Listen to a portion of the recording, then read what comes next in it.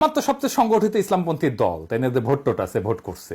জামাত একটা liberal bourgeois Democratic দল, ভোটে জিতে তারা ক্ষমতায় যেতে, তাদের কোনো বৈপ্লবিক কর্মসূচি নাই গেলে। এইখানে জামাতের রাজনীতির যে মেইন কন্ট্রিবিউশন সেটা কি, মাহমুদুদ্দিন সাহেবের ক্রুশিয়াল কন্ট্রিবিউশন কি, সেটা বুঝলে জামাতের রাজনীতি যে আসলে লিবারেল বুর্জোয়া রাজনীতি এটা বুঝতে পারবেন। জামাতের রাজনীতিটা আসলে কি, জামাত হয়তো অন্যভাবে ব্যাখ্যা করবে, এটা আমি আমার ব্যাখ্যা দিতেছি, জামাত এটার সাথে একমত নাও হইতে পারে, কিন্তু আমার ব্যাখ্যাটা দেখবেন যে আমার ব্যাখ্যাটা জামাত যে রাজনীতি করে সেটা খুব সহজে বোঝার জন্য খুব সুবিধাজনক।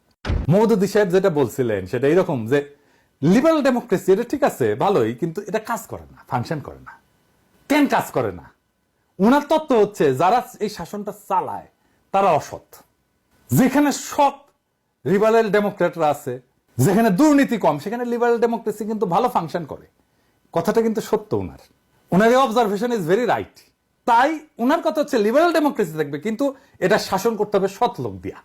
এখান থেকেই আসছে জামাতের স্লোগান, আল্লাহর আইন চাই, সৎ মানুষের শাসন চাই। তার মানে লিবারেল ডেমোক্রেসি চাই, কিন্তু এটা হইতে হবে সৎ মানুষ দিয়া পরিচালিত। ওই সৎ লোক তৈরির কারখানা হইতেছে জামাত শিবির, বুঝছাও? ওরা কিন্তু এই যে সততার স্কুলিংটা ভালো করে করে, আপনাদের স্বীকার করতে হবে, আপনারা ওরা পছন্দ করেন বা না করেন। সততায় অনেক উঁচু মানের নেতা কর্মী তারা তৈরি করতে পারছে, হয়তো সবাই না, কিন্তু উল্লেখযোগ্য মাত্রায় তুলনামূলক সৎ মানুষ আপনি জামাইতে পাবেন।